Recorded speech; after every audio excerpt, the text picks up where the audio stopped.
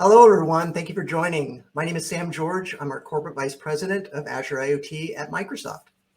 And I am Denis Cabrol, leading the Edge Processing Solutions at NXP.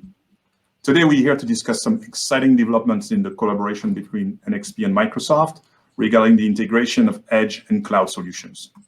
For some context, IoT at the moment is really transforming almost every industry on the planet. What we're seeing is that industries as diverse as buildings, transportation, manufacturing, oil and gas, what have you, are all starting to take advantage of the power of IoT to find out information that's happening in the physical world in real time. And not just to be able to determine that, but then to be able to act on it, to find insights from that data that's being collected, and then to perform intelligent action. That's really the power of IoT. And when we at Microsoft think about IoT, it fits into the broader theme of the intelligent cloud and the intelligent edge. And what we really mean by that is that the new compute paradigm isn't that everything's going to the cloud or everything's going to the edge. It's actually that edge cloud work together in harmony to form this new compute platform for solutions that span both. Today, every modern application consists of a smart combination of the edge on the one hand, which it's zero latency, which is capability to process even if the cloud gets disconnected, but also the cloud processing aspect, which enables fleet management, data aggregation, unlimited storage, unlimited processing. Now, when we discuss that with our customers at NXP, what we see a lot is that our customers have experience on their specific domains, but they're really getting stretched when it comes to adding the cloud components, the connectivity aspect, the security, the provisioning, all that comes with these benefits. It's getting difficult for them. And so that's why between NXP and Microsoft, we've decided to work together to bring an easier solution for our customers.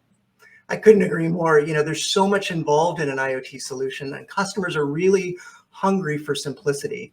And so what we've been doing is we've been partnering with NXP over some new cloud capabilities that we've introduced over the last couple of years in Azure, in particular, Azure IoT Central, which is a fully automated, fully managed application platform as a service for connecting to really any type of IoT device on the planet.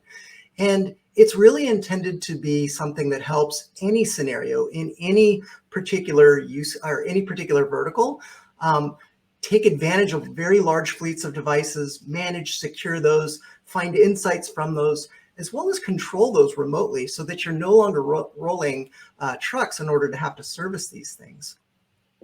So the first instantiation of the platform that we are launching today targets electrical vehicle chargers.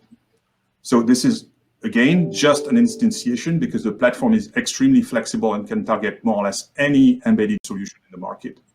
The solution consists of hardware design, firmware running on the edge, and the cloud platform. Let's take a look at the hardware now.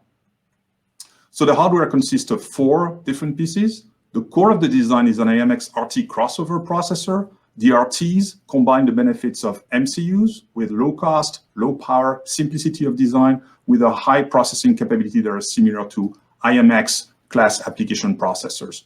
We combine that hardware with a board measuring the power being fed into the electrical vehicle using a Kinetis M measurement processor.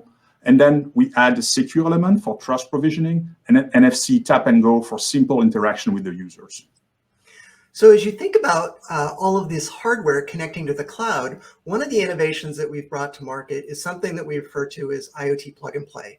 And what IoT Plug and Play is device metadata that explains all of the different device capabilities, all the telemetry that it sends, the state that it can synchronize, the commands that it can receive, and that's packaged up in a JSON LD schema so that when the device connects to the cloud, it can be truly plug and play, and that IoT Central can then automatically accommodate those devices, having never seen them before.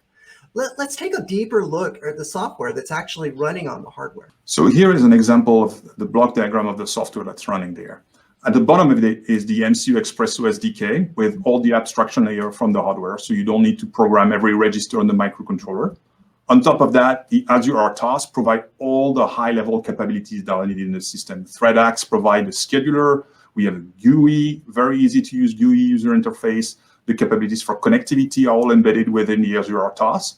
And then on top of that, NXP provides additional integration that simplifies the design and examples here for the EV charger use cases. So that we provide a nice looking GUI, we provide the authentication, the power management, managing the Kinetis M microcontroller, precise measurement for energy, device management, security, and of course, logging all the information. So let's take a look at a quick demo. So what you're looking at is IoT Central over on the left. And what IoT Central enables is complete white labeling and customization. So all of the dashboarding capabilities is all fully customizable. And when you create one of these applications, you can then duplicate that very easily and repeat it and repeat it and repeat it. You can even enable organizational partitioning. So within a company, you could target lots of different use cases for the same application across organizational boundaries. And each one of those different applications has its own users and data and everything like that. And yet you could manage a central application. So this is IoT Central. Now over on the right-hand side, we see some of that NXP hardware. So there's the NXP card with the NFC chip in it. You see vehicle ID there over in IoT Central has been updated. Now that device has sent a message to IoT Central in the cloud and updated the device twin for the vehicle. And so you saw vehicle ID change. As charging commences and the customer is now charging their car, you see IoT Central start to recognize that the charge status changed, data starts flowing in, you start to see electrical current changing that's being monitored in the charge station.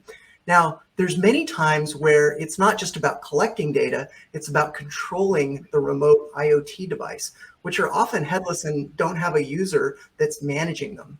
And so let's take a look at what that looks like in IoT Central.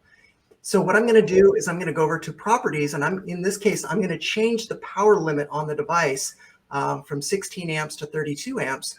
And I've hit save and I've refreshed that. Now what's happened is that then went out to the device. And you see here, the device has changed its current and has reported back that it's made that change. So all of that, of course, working fully remotely. One of the key benefits of this is that an EV charger infrastructure manager could be able to reduce the power of a certain charging station, for instance, to balance the load. And so as we've seen sometimes, you have overload in the electrical system and you need to dynamically be able to balance that. So that's a key use case for that. Yep. And of course, this isn't just for a single charging station. This is for managing fleets of millions of these things in various geographic locations. And so all of that capability really highlights the power of the cloud and the power of the edge coming together. And I have to say, like, the work that our companies have done together just makes things so much easier for customers. And again, we're just starting with EV charging here, but there's many more to come. Yeah, so this reference design is available right now for you guys to take a look at. So take a look at the link down there. You can get access to the software. You can order the different boards that bring this whole system together. And once again, as Sam mentioned, we have a few more coming down the pipe that we'll announce pretty soon. Thank you for listening to us. Thanks so much, everyone.